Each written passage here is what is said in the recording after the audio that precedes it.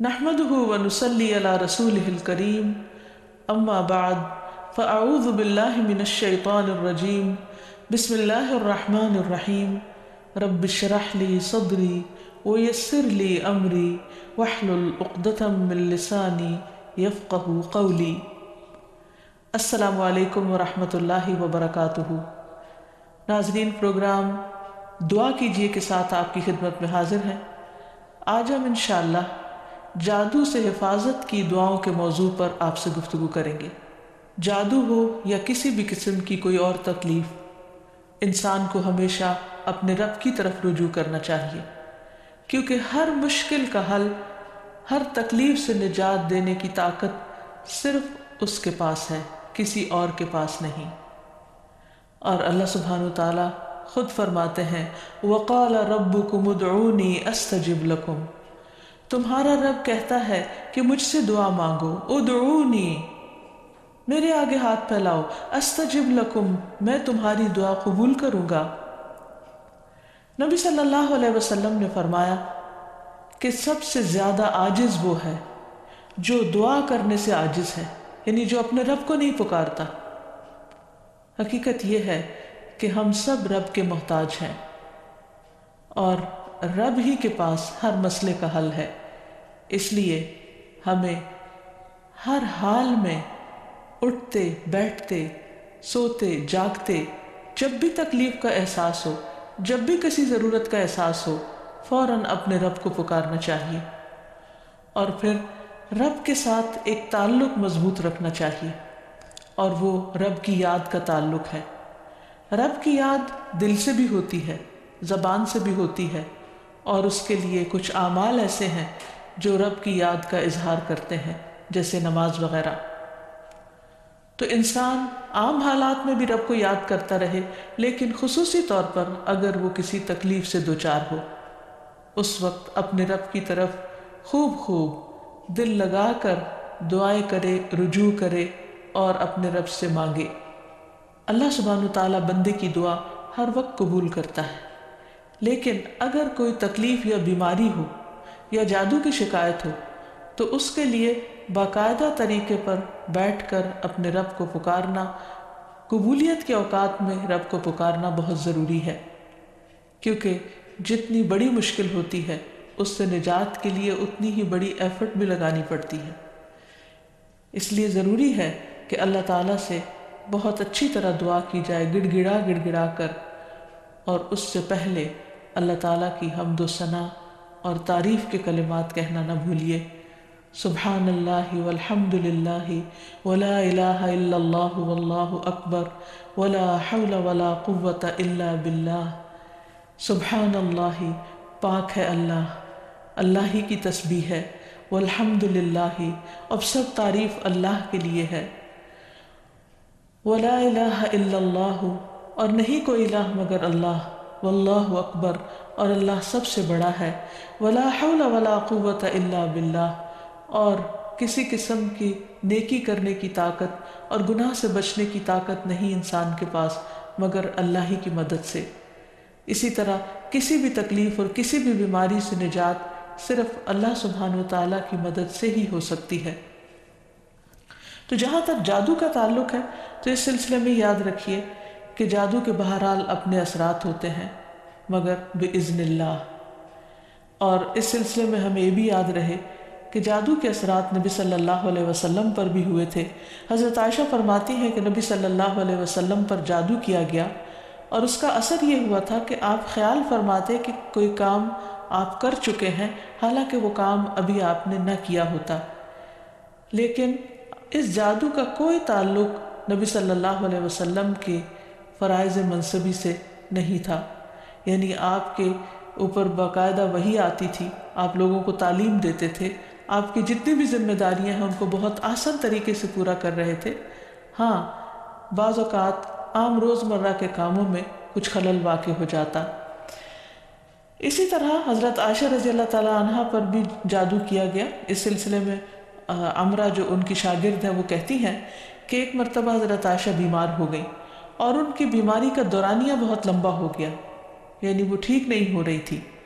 اسی دوران مدینہ منورہ میں ایک طبیب آیا یعنی علاج معالجہ کرنے والا۔ تو حضرت عائشہ کے بھتیجے ان کے پاس گئے اور انہوں نے حضرت عائشہ کا نام لیے بغیر ان کی ساری علامات بتائیں کہ وہ کس قسم کی تکلیف میں مبتلا ہے، اور ان سے پوچھا کہ یہ کس قسم کی بیماری ہے۔ تو اس طبیب نے کہا کہ جس عورت کے بارے میں یہ علامات بتائی جا رہی ہیں ان پر کسی نے جادو کیا ہے۔ بہرحال تحقیق کرنے پر پتہ چلا کہ حضرت عائشہ کی ایک باندی تھی جس کے ساتھ انہوں نے یہ وعدہ کیا تھا کہ وہ ان کی وفات کے بعد آزاد ہوگی۔ تو اس باندی نے آپ پر جادو کر دیا تاکہ حضرت عائشہ کی وفات جلد ہو جائے اور وہ آزاد ہو سکے۔ بہرحال اس کے بعد حضرت عائشہ نے اس کو عربوں کے ایک مضبوط قبیلے کے ہاتھوں بیچ دیا اور اس کی قیمت کے بدلے ایک اور غلام کو آزاد کر دیا۔ تو اس واقعے سے بھی پتہ چلتا ہے کہ بہرحال جادو برحق ہے، یعنی جادو ایک اثر رکھتا ہے۔ برحق ہونے کا مطلب یہ نہیں کہ اس کا کرنا درست ہے، ہرگز نہیں، بلکہ جادو تو کفر ہے، جادو تو کبیرہ گناہوں میں سے ایک گناہ ہے، لیکن لوگ بہت سے اور کبیرہ گناہوں کی طرح اس گناہ کا بھی ارتکاب کرتے چلے جاتے ہیں۔ تو اس لیے اس بارے میں معلوم ہونا چاہیے انسان کو کہ یہ کس قسم کی بیماری ہے، کس قسم کی تکلیف ہے، اور اس کے مقاصد کیا ہیں اور اس کا علاج کیا ہے۔ سب سے پہلی بات تو یہ ہے کہ جادو عموماً دشمنی یا حسد کی وجہ سے کیا جاتا ہے، یا کسی سے کوئی انتقام لینے کے لیے، کوئی بدلہ لینے کے لیے، اور اس کا مقصد یہ ہوتا ہے کہ دوسرے کو تکلیف میں مبتلا کر دیا جائے۔ یہ بالکل ایسے ہی ہے جیسے لوگوں کو جسمانی طور پر تکلیف میں مبتلا کیا جاتا ہے کہ کسی کو کچھ مارا جائے ہاتھ سے یا کسی ڈنڈے سے تو جسم کو تکلیف ہوتی ہے، اسی طرح روح کو بھی تکلیف پہنچتی ہے، اور روح کی تکلیف کچھ الفاظ کے ذریعے ہوتی ہے۔ جیسے عام روزمرہ زندگی میں بھی جب کوئی ہماری تعریف کرتا ہے تو ہمیں اچھا لگتا ہے، اور جب کوئی ہمیں گالی گلوچ کرتا ہے تو ہمیں اس سے تکلیف پہنچتی ہے، اذیت پہنچتی ہے۔ چونکہ روح اور جسم آپس میں گندھے ہوئے ہیں،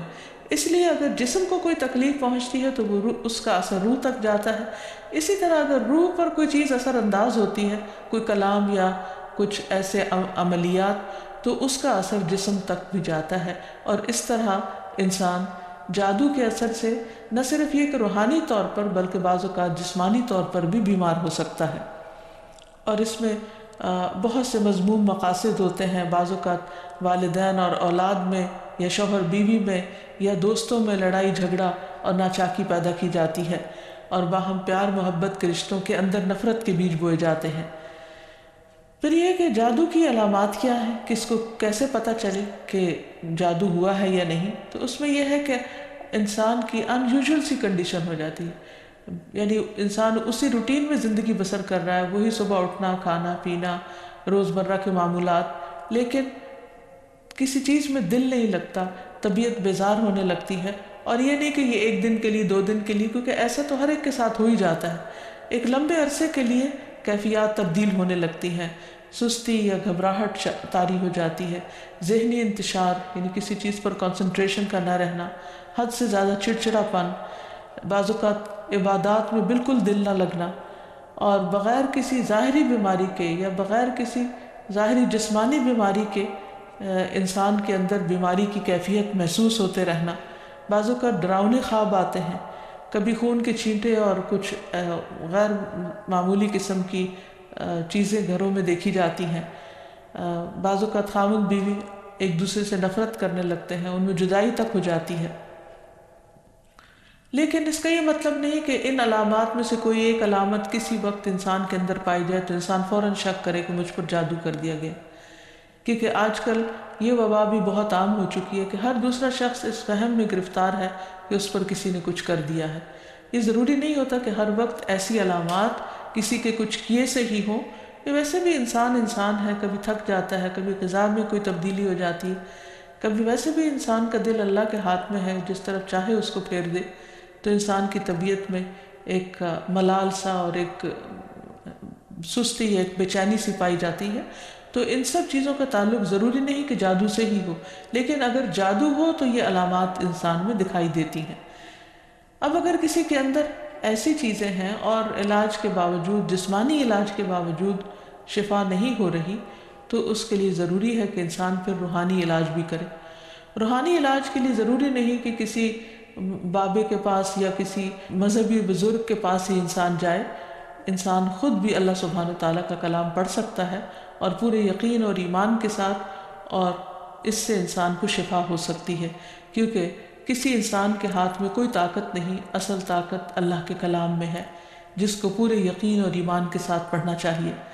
بہرحال اس سے پہلے کہ انسان کسی ایسے جادو کا شکار ہو، کچھ حفاظتی تدابیر بتائی گئی ہیں۔ جیسے جسمانی بیماریوں سے بچنے کے لیے حفاظتی تدابیر بتائی جاتی ہیں، ایسے ہی روحانی بیماریوں سے بچنے کے لیے بھی حفاظتی تدابیر ہیں۔ اس میں سب سے پہلے تو یہ کہ انسان پاک صاف رہے، طہارت اور وضو کا اہتمام کرے۔ اسی طرح عبادات کی پابندی بہت ضروری ہے، کیونکہ جب انسان اللہ تعالیٰ کے آگے جھکتا ہے، اللہ تعالیٰ کے ساتھ اس کا تعلق مضبوط ہوتا ہے، تو نہ تو وہ توہمات کا شکار ہوتا ہے اور نہ ہی وہ جادو اور مختلف چیزوں کا شکار ہوتا ہے، یعنی شیطانی اثرات اس پر کم سے کم ہوتے ہیں۔ اسی لیے نبی صلی اللہ علیہ وسلم کے سامنے جب ذکر کیا گیا کہ ایک شخص صبح تک پڑا سوتا رہا اور نماز کے لیے بھی نہیں اٹھا، تو اس پر آپ نے فرمایا کہ شیطان نے اس کے کان میں پیشاب کر دیا ہے، یعنی اپنی نجاست اس میں ڈال دی ہے۔ تو جو شخص شیطانی نجاست کے اثر میں ہو، پھر وہ سب سے بڑی بیماری اس کو لاحق ہو جاتی ہے، چاہے اس کو جادو کہیں یا کچھ اور۔ لیکن حقیقت یہ ہے کہ انسان جب اللہ کا اطاعت گزار بنتا ہے، رب کا فرما بردار بنتا ہے، تو شیطان اس کو اپنے کنٹرول میں نہیں لے سکتا، کیونکہ اللہ تعالیٰ فرماتے ہیں ان عبادی لیس لک علیہم سلطان، میرے بندے تیرا ان پر کوئی زور نہیں چلتا، کوئی زور نہیں چل سکے گا۔ ایک اور جگہ پر فرمایا الا عبادک المخلصین، مگر تیرے چنے ہوئے بندے۔ تو ہمیں ایسے بندوں میں شامل ہو جانا چاہیے جو اللہ کے محبوب ہیں، اللہ کے چنے ہوئے ہیں، اور اس کے لیے اللہ تعالیٰ نے جو ہمیں احکامات دیے ہیں، جو طریقے سکھائے ہیں، ان کے مطابق زندگی بسر کی جائے۔ پھر اسی طرح یہ ہے کہ کثرت سے اللہ تعالیٰ کا ذکر کیا جائے، خصوصاً استغفار، کیونکہ بہت سی تکلیفیں انسان کے اپنے ہی گناہوں کی وجہ سے آتی ہیں۔ جیسے آتا ہے ما اصابکم من مصیبت فبما کسبت ایدیکم، جو بھی مصیبت تم کو پہنچی وہ تمہارے اپنے ہاتھوں کی کمائی کی وجہ سے تھی۔ پھر اسی طرح اپنے گھروں کو تصاویر اور مجسموں سے پاک کرنا چاہیے، کیونکہ رسول اللہ صلی اللہ علیہ وسلم نے فرمایا فرشتے اس گھر میں داخل نہیں ہوتے جہاں کتا اور تصویر ہوتا ہے۔ پھر حفاظتی تدابیر میں سے یہ بھی ہے کہ انسان اپنے کھانے پینے کی عادات کو درست کرے، اور اس میں خصوصاً نبی صلی اللہ علیہ وسلم نے صبح کے وقت اجوا کھجور کھانے کا حکم دیا۔ آپ نے فرمایا جو شخص صبح کے وقت 7 کھجوریں کھائے گا، یعنی اجوا، اس روز جادو اور زہر سے بچا رہے گا، یعنی اس کے اندر اتنی امیونٹی پیدا ہو جاتی ہے کہ پھر برے اثرات، زہریلے اثرات اس کو نقصان نہیں دے سکتے۔ پھر اسی طرح مختلف مواقع پر مسنون اذکار کا اہتمام کرنا، مثلا بیت الخلاء جاتے وقت نبی صلی اللہ علیہ وسلم نے سکھایا اللہم انی اعوذ بک من الخبث والخبائث، اے اللہ بے شک میں ناپاک جنوں اور جننیوں سے تیری پناہ چاہتا ہوں، کیونکہ جادو میں بھی عموماً جنات کو استعمال کیا جاتا ہے اور وہ گندی جگہوں پر رہنا پسند کرتے ہیں، اسی لیے جب کوئی بیت الخلاء جائے تو یہ دعا پڑھ لے تو انشاءاللہ اس سے ان کے شر سے محفوظ رہے گا۔ پھر اسی طرح آپ نے فرمایا جنوں کی آنکھوں اور بنی آدم کی شرمگاہوں کا پردہ یہ ہے کہ جب کوئی بیت الخلاء جائے تو بسم اللہ پڑھ لے، تو کوئی بھی اس کو پھر دیکھ نہیں سکتا۔ پھر اسی طرح شوہر بیوی کے خاص تعلق میں بھی دعا سکھائی گئی، بسم اللہ اللہم جنبنا الشیطان وجنب الشیطان ما رزقتنا، اللہ کے نام کے ساتھ میں شروع کرتا ہوں، اے اللہ ہمیں شیطان سے بچا اور شیطان کو اس چیز سے دور رکھ جو اس کے نتیجے میں تو ہمیں عطا فرمائے۔ تو آپ نے فرمایا کہ اگر اس کے بعد میاں بیوی کو کوئی اولاد ملے گی تو شیطان اسے نقصان نہیں پہنچا سکتا۔ اسی طرح تحلیل پڑھنا، لا الہ الا اللہ وحدہ لا شریک لہ لہ الملک ولہ الحمد وہو علی کل شیء قدیر، کہ اللہ کے سوا کوئی معبود نہیں،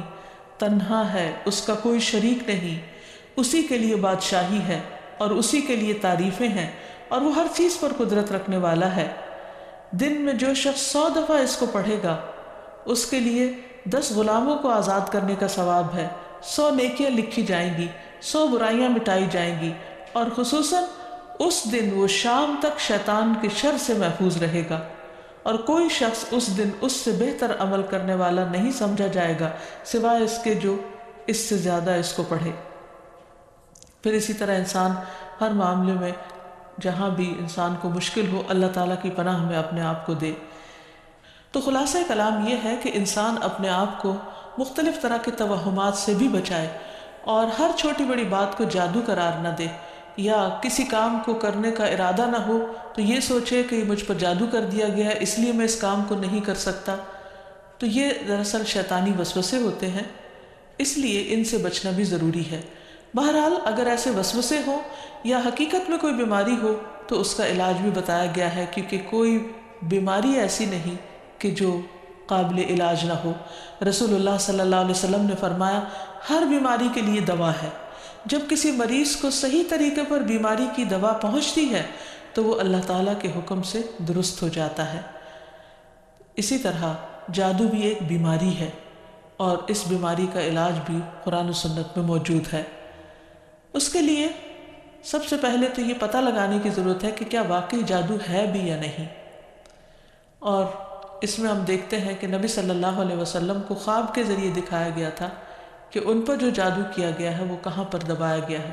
تو آپ نے اس کو نکلوایا تھا۔ لیکن ضروری نہیں کہ ہم میں سے ہر ایک کو یہ پتہ چل سکے کہ جادو ہے کہاں۔ اول تو ہو سکتا ہو ہی نہ، صرف توہم ہی ہو، ایک خیال ہی ہو کسی کا، کیونکہ بعض چیزیں انسان جب بار بار سوچتا ہے تو وہ اس کو حقیقت معلوم ہونے لگتی ہیں۔ لیکن اگر انسان کو کوئی ایسا خواب آ جائے تو ٹھیک ہے، اور اگر نہیں بھی آتا تو انسان اللہ سبحانہ وتعالیٰ کا ذکر کرتا رہے اور اس کے ذریعے علاج کرے۔ اس میں خاص طور پر شرعی دم جسے رقیہ شرعیہ کہا جاتا ہے، آج کل مختلف قراء کی آواز میں قرآن مجید کی سلیکٹڈ آیات ریکارڈ کر دی گئی ہیں، مریض اس کو بار بار سنتا رہے تو انشاءاللہ اس کا توڑ ہو جائے گا۔ پھر اسی طرح اللہ تعالیٰ کی کتاب سے علاج، کیونکہ قرآن مجید میں آتا ہے وَنُنَزِّلُ مِنَ الْقُرْآنِ مَا هُوَ شِفَاءٌ وَرَحْمَةٌ لِّلْمُؤْمِنِينَ، اور ہم قرآن کے ذریعے سے وہ چیز نازل کرتے ہیں جو مومنوں کے لیے شفا اور رحمت ہے۔ تو قرآن مجید میں جیسے سب سے پہلے سورۃ الفاتحہ پڑھنا، کیونکہ اس کے اندر اللہ تعالیٰ سے مدد مانگی جاتی ہے۔ ایاک نعبد و ایاک نستعین، صرف تیری ہم عبادت کرتے ہیں اور صرف تجھی سے ہم مدد چاہتے ہیں کہ یا اللہ تو ہماری اس بیماری اور تکلیف کو دور فرما دے۔ پھر اسی طرح آیت الکرسی، کیونکہ جب انسان آیت الکرسی پڑھتا ہے تو اللہ سبحانہ وتعالیٰ کی طرف سے اس کے لیے ایک خاص محافظ مقرر کر دیا جاتا ہے، اور اگر رات کو انسان پڑھ کر سوتا ہے تو صبح تک وہ فرشتہ انسان کی حفاظت کرتا ہے۔ پھر اسی طرح سورۃ البقرہ کا پڑھنا، رسول اللہ صلی اللہ علیہ وسلم نے فرمایا سورۃ البقرہ پڑھا کرو، کیونکہ اس کا پڑھنا باعث برکت ہے، اسے چھوڑنا باعث حسرت ہے، اور اس کے پڑھنے والے پر جادوگر قدرت نہیں پا سکتے۔ یعنی جو شخص قرآن پڑھتا ہے، خصوصاً سورۃ البقرہ پڑھتا رہتا ہے، تو کسی کا جادو اس شخص پر اثر نہیں کرتا۔ پھر اسی طرح معوذات پڑھنا، رسول اللہ صلی اللہ علیہ وسلم نے فرمایا صبح اور شام 3 بار معوذات کہہ لو تو یہ تمہاری ہر چیز سے کفایت کریں گی، یعنی سورۃ الاخلاص، قل اعوذ برب الفلق اور قل اعوذ برب الناس۔ اس کے علاوہ بھی مریض قرآن مجید کی تلاوت کثرت کے ساتھ کرتا رہے، اور پھر اگر ہو سکے تو بیری کے پتوں کو پانی میں ملا کر اس پانی سے غسل کر لے، اس کو بھی ایک مؤثر علاج کے طور پر بتایا گیا ہے۔ لیکن اس کے ساتھ ساتھ انسان غیر شرعی طریقوں سے مکمل طور پر پرہیز کرے، کیونکہ اس سے انسان کے ایمان و عقیدے میں خلل واقع ہو جاتا ہے۔ رسول اللہ صلی اللہ علیہ وسلم نے فرمایا جس نے حرام چیز کے ساتھ علاج کیا اللہ تعالیٰ اس کے لیے اس میں شفا نہیں بنائے گا، یعنی اس کو پھر فائدہ نہیں ہوگا۔ پھر اسی طرح جادو کا علاج جادو سے نہیں کرنا چاہیے، یعنی اگر انسان کو کبھی ایسا وہم ہو تو جادوگروں کے پاس نہ جائے یا ایسے طریقے اختیار نہ کرے جو ہمارے دین میں نہیں یا ہماری شریعت کے خلاف جاتے ہیں۔ رسول اللہ صلی اللہ علیہ وسلم نے فرمایا جو جادو کرے یا جادو کروائے یا جو کسی کاہن کے پاس آئے اور اس کی بات کی تصدیق کرے تو اس نے اس چیز کا انکار کیا جو محمد صلی اللہ علیہ وسلم پر نازل ہوئی۔ اسی لیے غیر شرعی جھاڑ پھونک سے مکمل اجتناب کرنا چاہیے۔ نبی صلی اللہ علیہ وسلم سے نشرہ کے بارے میں دریافت کیا گیا تو آپ نے فرمایا یہ شیطانی عمل ہے۔ اور نشرہ کیا ہوتا ہے؟ جن یا جادو اتارنے کے لیے شرکیہ یا جاہلانہ منتر پڑھنا اور یا پڑھوانا۔ تو ایسے الفاظ جس کا بعض اوقات معنی معلوم نہیں ہوتا اور یہ بھی نہیں پتہ ہوتا کہ اللہ تعالیٰ کو پکارا جا رہا ہے یا کسی جن یا کسی اور شیطان کو پکارا جا رہا ہے اور اس سے مدد لی جا رہی ہے، تو اس لیے کسی بھی ایسے کلام کو پڑھنا یا کسی سے پڑھوانا درست نہیں۔ پھر اسی طرح کاہنوں اور نجومیوں کے پاس جانے سے منع کیا گیا۔ نبی صلی اللہ علیہ وسلم نے فرمایا، جس نے کسی نجومی کے پاس جا کر اس سے کسی چیز کے بارے میں سوال کیا تو اس کی 40 رات کی نمازیں قبول نہیں ہوگی، یعنی اس نے اپنے دین کی بربادی کر لی۔ تو اس لیے کسی کے پاس جانے کی بجائے خود انسان زیادہ سے زیادہ قرآن مجید پڑھے، اور اگر وہ پڑھا ہوا نہیں تو آج ہر طرف بہت سی کیسٹس اور سی ڈیز اور ایسی چیزیں ملتی ہیں کہ جس سے انسان قرآن مجید کی تلاوت مسلسل سن سکتا ہے۔ ہو سکے تو مکمل قرآن مجید ایک ایک ہفتے میں سن کر اپنے بیماری کا علاج کیا جائے۔ پھر اسی طرح یہ ہے کہ باقی دعائیں بھی جو جادو کے توڑ کی بتائی گئی ہیں ان کو پڑھتے رہنا انسان کو فائدہ دیتا ہے۔ اور آخر میں یہ 2 خاص دعائیں جو نبی صلی اللہ علیہ وسلم نے جنات اور جادو کے شر سے بچنے کے لیے سکھائی ہیں، ان کو بار بار پڑھتا رہے، صبح و شام پڑھتا رہے حتیٰ کہ افاقہ ہو جائے۔ پہلی دعا ہے، اعوذ بکلمات اللہ التامات التی لا یجاوزہن بر ولا فاجر من شر ما خلق وذرأ وبرأ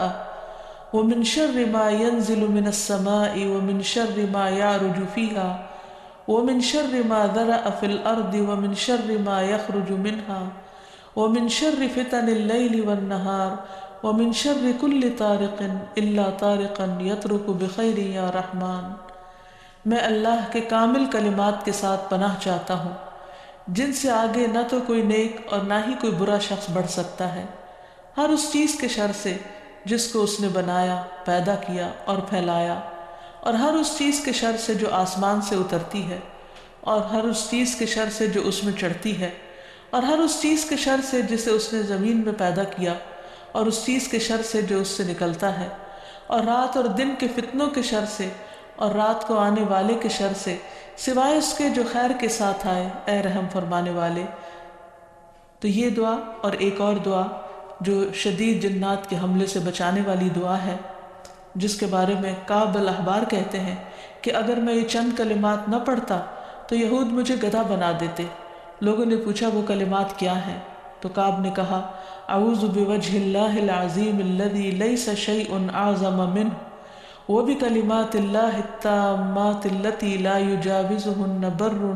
ولا فاجر وباسماء اللہ الحسنى كلها ما علمت منها وما لم اعلم من شر ما خلق وبرأ وذرأ۔ میں اللہ کے عظیم چہرے کی پناہ مانگتا ہوں جس سے عظیم کوئی اور چیز نہیں، اور اس کے مکمل کلمات کے ساتھ پناہ چاہتا ہوں جن سے آگے نیک یا بد نہیں بڑھ سکتا، اور اس اللہ کے تمام اسماء حسنہ کے ساتھ پناہ چاہتا ہوں جن کو میں جانتا ہوں اور جن کو میں نہیں جانتا، ہر اس چیز کے شر سے جس کو اس نے بنایا، پیدا کیا اور پھیلایا۔ تو بہرحال آخر میں یہی کہنا چاہوں گی کہ جادو کے سلسلے میں انسان ہمیشہ توہمات سے بچے، اللہ پر بھروسہ کرے، اور اگر کوئی شک اور شبہ انسان کو ہو جائے تو اللہ تعالیٰ سے دعا کرے، ذکر سے مدد لے، اور مسنون اذکار کے ذریعے اللہ تعالیٰ کی پناہ میں اپنے آپ کو دے۔ اللہ تعالیٰ ہم سب کو ہر طرح کے شر سے محفوظ رکھے۔ وآخر دعوانا ان الحمد للہ رب العالمین۔ السلام علیکم ورحمۃ اللہ وبرکاتہ۔ لم أكن بدعائك رب شقيا